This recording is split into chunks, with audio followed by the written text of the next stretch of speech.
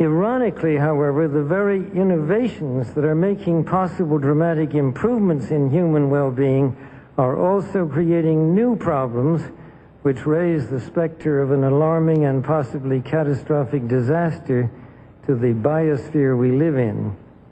And herein lies the dilemma that we all face. Let me illustrate. Improved public health has caused the world's infant mortality rate to decline by 60% over the last 40 years. In the same period, the world's average life expectancy has increased from 46 years in 1950s to 63 years today. This is a development which, as individuals, we can only applaud.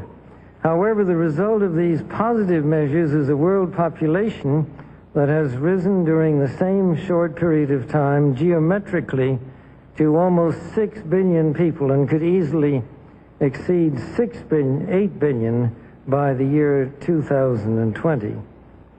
The negative impact of population growth on all of our planetary ecosystems is becoming appallingly evident.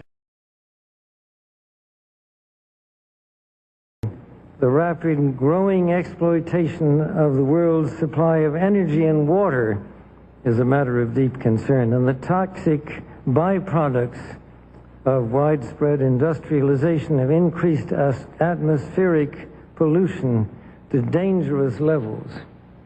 Unless nations will agree to work together to tackle these cross-border challenges posed by population growth, overconsumption of resources, and environmental degradation, the prospects for a decent life on our planet will be threatened.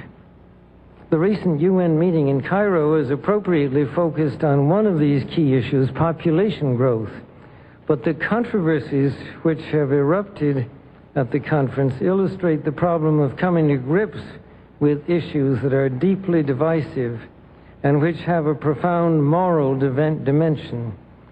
The United Nations can and should play an essential role in helping the world find a satisfactory way of stabilizing world population and stimulating economic development in a manner that is sensitive to religious and moral considerations.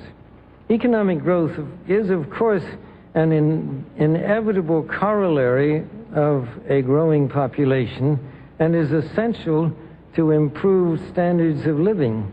But without careful coordination, unrestrained economic growth poses further threats to our environment. This was a major subject of discussion at the conference in Rio de Janeiro on the environment 2 years ago. The focus then was on sustainable growth and global development. It was pointed out at the conference that growth is most efficiently managed by the private sector, but regulation of the process by national governments and international bodies is also needed, and once again, the United Nations should certainly be among the catalysts and coordinators of this process.